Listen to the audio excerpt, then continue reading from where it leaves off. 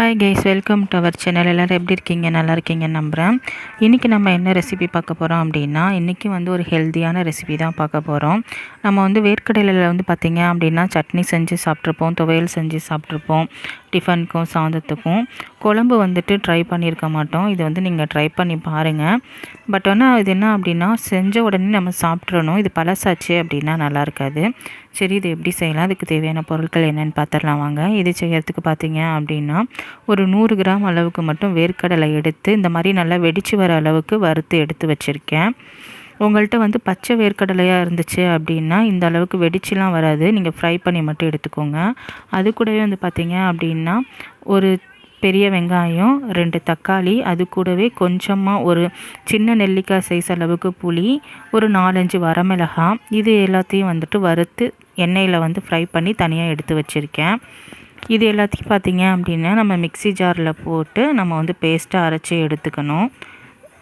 இந்த மாதிரி பேஸ்ட்டாக அரைச்சி எடுத்ததை பார்த்திங்க அப்படின்னா நம்ம அப்படியே துவையலாகவும் யூஸ் பண்ணலாம், இல்லைனா தண்ணி ஊற்றி அப்படியே சட்னியாகவும் நம்ம யூஸ் பண்ணலாம்.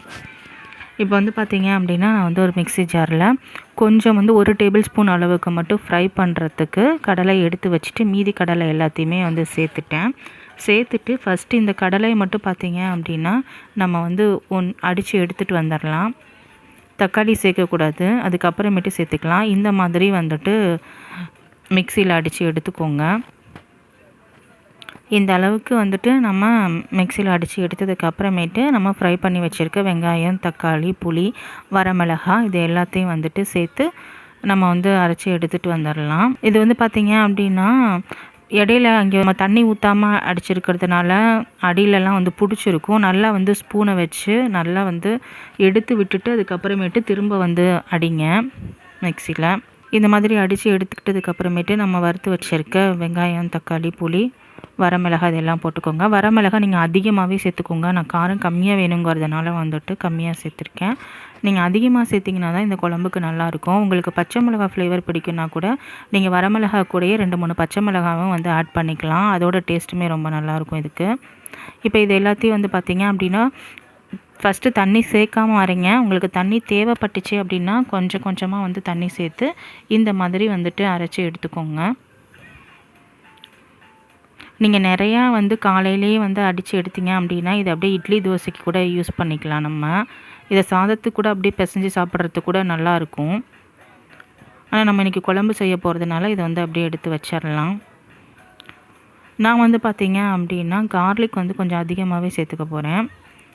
அதனால் ஒரு 20-25 பூண்டு உரித்து வச்சுருக்கோம். அது கூடவே பார்த்திங்க அப்படின்னா தாளிக்கிறதுக்கு 1 டேபிள் ஸ்பூன் அளவுக்கு ஜீரகம், கொஞ்சம் கருவேப்பிலை, ஒரு வரமிளகாய், ஒரு பச்சை மிளகாய் இது எல்லாத்தையுமே எடுத்து வச்சுருக்கேன். நம்ம வறுத்து வச்ச பீனட்ஸில் பார்த்திங்க அப்படின்னா ஒரே 1 டேபிள் ஸ்பூன் அளவுக்கு மட்டும் எடுத்து வச்சுருக்கேன் தனியாக. அதை ஃப்ரை பண்ணி போடலாம் அப்படின்னு சொல்லிட்டு அதோடய வாசம் நல்லாயிருக்கும் ஃப்ளேவரு. இப்போ தனியாக ஒரு பாத்திரம் வச்சுக்கோங்க. பாத்திரம் சூடானதும் தேவையான அளவுக்கு ஆயில் ஆட் பண்ணிக்கோங்க. ஆயில் ஆட் பண்ணிவிட்டு கடுகு, உளுந்து இதுக்கு தேவையில்லை. நீங்கள் பார்த்திங்க அப்படின்னா நம்ம எடுத்து வச்சுருக்க அந்த ஜீரகம், பூண்டு, மிளகாய், கருவேப்பிலை, பீனட்ஸ் இது எல்லாத்தையும் சேர்த்துட்டு நல்லா ஃப்ரை பண்ணி விட்டுக்கலாம், அதோட பச்சை வாசனை போகிற அளவுக்கு. ரீசெண்ட் டேஸாக பார்த்திங்க அப்படின்னா சின்ன வயசுலேருந்து பெரியவங்க வரைக்கும் யாராக இருந்தாலும் திடீர்னு டெத் ஆகுறாங்க அப்படின்னா அதுக்கு ரீசன் பார்த்திங்க அப்படின்னா ஹார்ட் அட்டாக் வந்துடுச்சு அப்படின்னு சொல்கிறாங்க. இந்த மாதிரியான ஹார்ட் டிசீஸ் எல்லாமே நம்ம நட்ஸ் வெரைட்டி, இந்த மாதிரி பீனட்ஸ் வெரைட்டி இதெல்லாம் நம்ம சேர்த்துக்கிறதுனால இது ரெடியூஸ் ஆகுது அப்படின்னு சொல்லிட்டு நிறைய ஸ்டடீஸ், ஆராய்ச்சிகள் சொல்லியிருக்கு. ஸோ நீங்கள் ஃபுட்டில் பார்த்திங்க அப்படின்னா அடிக்கடி நட்ஸ் ஆட் பண்ணிக்கோங்க. அது கூடவே பார்த்திங்க அப்படின்னா இறப்பையில் கல் ஏற்படுது இல்லையா, அதையும் இந்த பீனட் சாப்பிட்றதுனால குறையும்னு சொல்லியிருக்காங்க.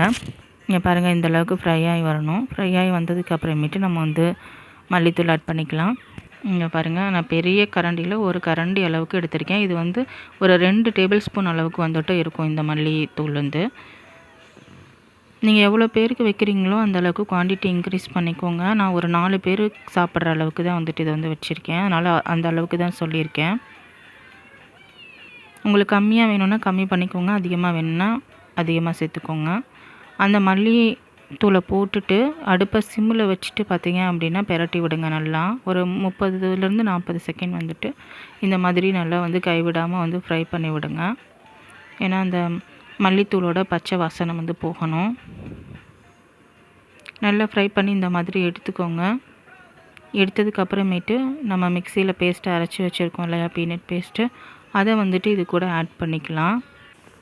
வேர்க்கடலை நம்மளோட வெயிட் மேனேஜ்மெண்ட்டுக்கு வந்துட்டு ரொம்பவே வந்து ஹெல்ப்ஃபுல்லாக இருக்குது. ஏன்னா இதில் வந்து கொலஸ்ட்ராலோட லெவல் வந்து பார்த்திங்க அப்படின்னா ரொம்பவே கம்மியாக இருக்குது. அப்புறம் இதில் வந்து ஆன்டி ஏஜிங் ப்ராப்பர்ட்டியும் வந்துட்டு நிறையா இருக்குது.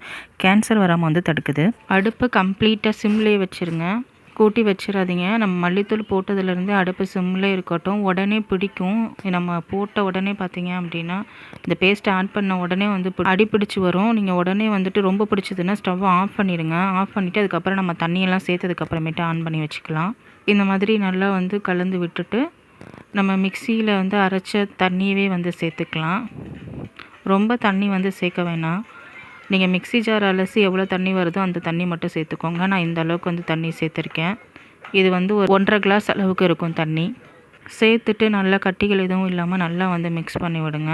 பீனட்ஸ் பொறுத்தவரை பார்த்தீங்க அப்படின்னா எக்கச்சக்கமான இதில் வந்து விட்டமின்ஸ் அண்ட் வந்துட்டு நியூட்ரிஷன் வந்து இதில் இருக்குது. அதில் வந்து முக்கியமாக பார்த்தீங்க அப்படின்னா பி விட்டமின்ஸ் வந்து அதிகமாக இருக்குது. விட்டமின் B1 இருக்குது, விட்டமின் B12 வந்துட்டு இருக்குது, அதுக்கப்புறம் பாஸ்பரஸ், மெக்னீஷியம் இருக்குது, விட்டமின் E இருக்குது, மாங்கனீஸ் இருக்குது, அதுக்கப்புறம் B9, vitamin B9, vitamin B3, copper, biotin அப்படின்னு சொல்லிட்டு நிறைய விட்டமின்ஸ் வந்து இதில் வந்து இருக்குது. நம்ம ஆல்ரெடி எல்லாமே எண்ணெயில் வந்து ஃப்ரை பண்ணிட்டு தான் நம்ம வந்து பேஸ்ட்டாக அரைச்சி ஊற்றிருக்கோம். அதனால் இது ரொம்ப நேரம் கொதிக்கணும்னு அவசியம் கிடையாது. ஒரு 5 நிமிஷம் வந்து இது கொதித்தாலே நம்ம ஊற்றிருக்க எண்ணெய் வந்து லைட்டாக பிரிஞ்சு வரும். அப்போவே வந்து நம்ம ஆஃப் பண்ணிடலாம். ஃபஸ்ட்டு மூடி எதுவும் போடாமலே வந்துட்டு இந்த மாதிரி கொதிக்க விட்டுருங்க. ஒரு கொதி வந்ததுக்கு அப்புறமேட்டு தேவையான அளவுக்கு உப்பு வந்து சேர்த்துக்கலாம். கல்லுப்பு வந்துட்டு நான் ஒரு டேபிள் ஸ்பூன் அளவுக்கு சேர்க்குறேன். அதுவே இதுக்கு போதுமானதாக இருக்கும். நல்லா இந்த மாதிரி கொதித்து வந்ததுக்கு அப்புறமேட்டு ஸ்டவ்வை வந்து ஒரு மீடியம் ஃப்ளேமில் வச்சுக்கோங்க. வச்சுட்டு மூடி போட்டு ஒரு 5 நிமிஷம் வந்து வேக வைங்க. இடையில வந்து கிண்டி விட்டுட்டே இருக்கணும். ஏன்னா நம்ம வேர்க்கடலை அரைச்சி ஊற்றிருக்கிறதுனால அடி பிடிக்கிறதுக்கு வாய்ப்பு இருக்குது. அதனால் பார்த்தீங்க அப்படின்னா மீடியம் ஃப்ளேமில் வச்சுட்டு மூடி போட்டு கிண்டி விட்டுட்டே இருங்க. ஒரு நிமிஷத்துக்கு ஒரு தடவை வந்துட்டு கிண்டி விட்டுட்டே இருந்தீங்க அப்படின்னா ஒரு 5 மினிட்ஸில் நம்மளுக்கு வந்துட்டு எண்ணெய் பிரிஞ்சு வந்துடும். ஃபஸ்ட்டு இந்த மாதிரி நுரையாக தான் பொங்கி வரும். அதுக்கப்புறமேட்டு அடங்கிடும். இந்த நுரையெல்லாம் அடங்கிட்டு வந்துட்டு நம்மளுக்கு லைட்டாக எண்ணெய் பிரிஞ்சு வர ஆரம்பிக்கும். பீனட்ஸை வந்து நம்ம அடிக்கடி வந்து ஃபுட்டில் சேர்த்துக்கிட்டோம் அப்படின்னா நம்மளோட டிப்ரெஷனோட லெவலை வந்து இது கம்மி பண்ணும் அப்படின்ட்டு வந்து சொல்கிறாங்க. நம்மளுக்கு இப்போ இருக்கிற ஒர்க் பிஸியில் வந்து பார்த்திங்க அப்படின்னா டிப்ரெஷன் ஆகாத ஆளே இல்லை. ஸோ பீனட்ஸை அடிக்கடி வந்துட்டு நீங்கள் வந்து ஃபுட்டில் சேர்த்துக்கோங்க. வீக்லி ஒன்ஸாவது சேர்த்துக்கோங்க. நான் வந்து மூடி போட்டு வேக வச்சு 5 நிமிஷம் ஆச்சு. இப்போ இதை ஓப்பன் பண்ணோம் அப்படின்னா இங்கே பாருங்கள் லைட்டாக எண்ணெய் மேலாக்க நமக்கு பிரித்து வந்திருக்கு.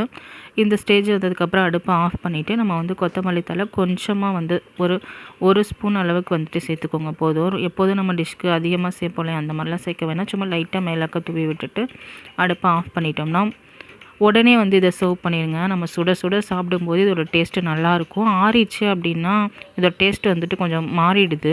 இந்த குழம்பு செஞ்சு பார்த்துட்டு எப்படி வந்துச்சுன்னு சொல்லிட்டு என்னோட கமெண்ட்டில் ஷேர் பண்ணிக்கோங்க. ஏதாவது டவுட் இருந்தாலும் கமெண்ட்டில் கேளுங்க.